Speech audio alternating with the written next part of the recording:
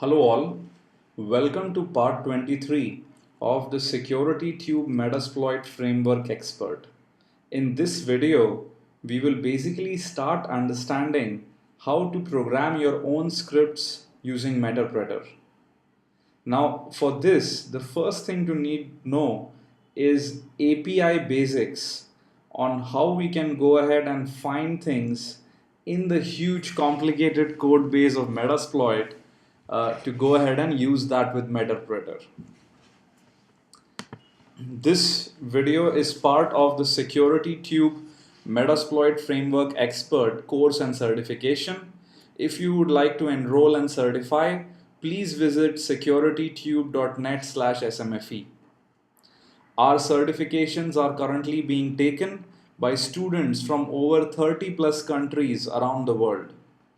And this video is provided on SecurityTube free of charge in line with our vision mission to provide free yet quality InfoSec education to one and all. Okay, so Metasploit, right? We all have used it, we all love it, but Metasploit is actually a platform rather than an isolated little utility which ships with Metasploit. And when I say platform, what I mean is that you can write your own scripts and have them run on this platform. To do this, of course, I know the programmer in you is already asking, hey, so where is the API which Metasploit exposes to developers, right? If you remember, we had used Railgun a couple of videos back, and Railgun is an essential utility or an essential technique using which you can extend the functionality of the framework. So when you want to write Metasploit scripts, you can use the APIs which ship with the framework, or you can use Railgun to call arbitrary functions from DLLs available on the victim system. In this video, and probably for the next two, I will concentrate on using the native APIs which ship with the framework. Okay, so now documentation. Unfortunately, documentation on the API is pretty sparse, and most of what you are going to learn is how to look at code and find things. Now, if you would like to explore the code base, the core code is in librex, and Metasploit related stuff is mainly inside post Metasploit. So let's go there. I've already exploited a Windows 7 system and I'm on it. This is what we are going to use for the video. Now let me go to the framework directory, pentest exploits, framework, librex, post Metasploit, right? And then you see tons of Ruby files here, a lot of directories, most of which looks really intimidating. Now, if you would like to find different APIs and stuff like that, this directly is going to be your gold mine and the subdirectories within it. So let me give you a simple example. Now, we all remember that to use extensions, we go ahead and actually have to load up that extension. Now, how do you use it programmatically? So you can actually call, let me go to the right directory, client dot, if you open up one of these files,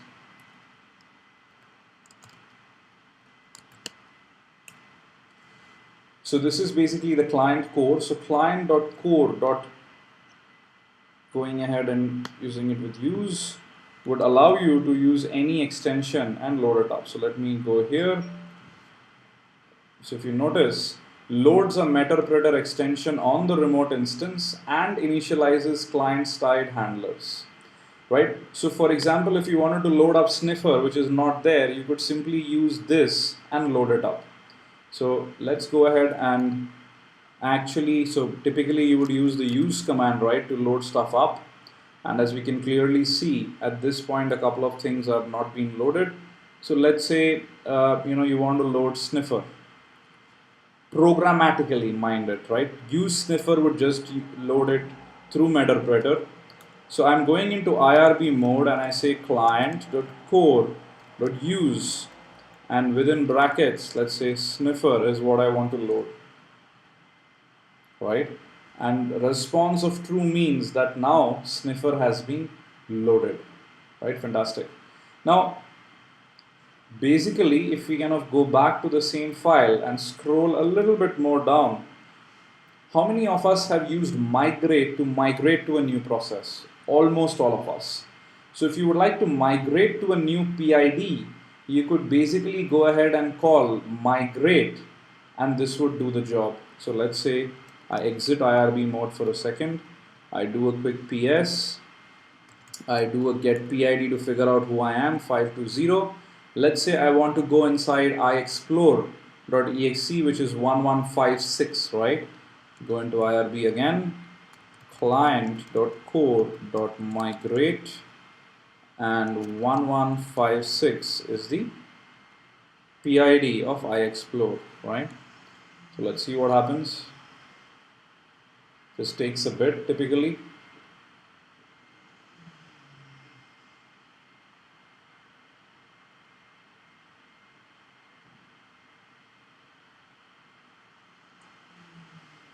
And it responds with true. Let me exit this. Let's do a get PID, and there you go. Our PID is changed. The key difference is we are now doing it programmatically, and that is what gives us a ton of power, right? Because now you can actually write your own scripts which do a variety of these tasks. Now in this video, what I'm going to do is help you find the different APIs in this whole jungle of Ruby scripts, and figure out how to go about unearthing all of these interesting APIs. So we looked at migrate. Now STD API is probably one of the extensions we use extremely when we are in Metasploit mode, right? STD API itself has a ton of sub-utils, if I may, or sub-extensions, which is FS for file system, sys for various system level stuff, net for the configuration, the routing, things like that, the interfaces, and Railgun, which we've already visited in very detail, webcam, UI, and a bunch of other stuff. So if you want to go ahead and investigate further, go into the extensions directory. Inside that, you would see directories for most of the common extensions, which you have probably used. I'm going to STD API, and I'm going to open up stdapi.rb. And if I scroll down, if you notice, this basically gives me file system, which again is dir file and file stat, and then you have sys, which has config, process, registry, etc. So basically process allows us to do manipulation of processes, which is what we are going to see in the next two videos. Event log allows us to play with the event log, power with the power on the remote system, like shutting it down, rebooting it, etc. Let's go inside FS and have a look at what's there. And let's open up dir.rb to look at what APIs are available to us. So, for example, one of the interesting things you always want to find out is your present directory, right? dir.pwd returns the current working directory. Okay, fantastic. So here is what I'm going to do. Fall into IRB mode again, client, and basically what I'm going to be using here is FS for the file system. Then I was in dir, and then what I'm using is pwd. So here goes, right? And it basically gives me the present working directory, which typically you would have found by using the pwd command from within Metasploit. Now let's say I want to list all the files in the current directory. Let me go back, check if there is any interesting stuff here. Okay. Dir entries is what allows me to basically look at all the files in a given directory. Fair enough. So let's say client.fs.dir, and after that what we really have here is entries, right? And then we need to give a directory. So let's say I'm interested in C drive, And if you notice, it returns an array of the file names which you would see in C drive on the Windows 7 victim system, right? If you had been there, and basically what it is listing is this along with all the different hidden files and stuff like that, right? Fantastic. So here you can see all the hidden files as well, the config.sys and a bunch of other things which of course you're not able to see here, just some basic stuff.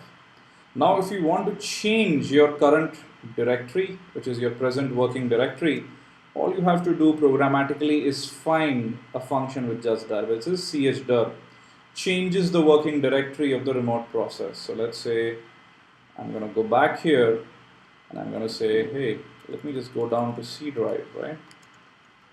Or probably better, C drive, and then I want to go inside Windows.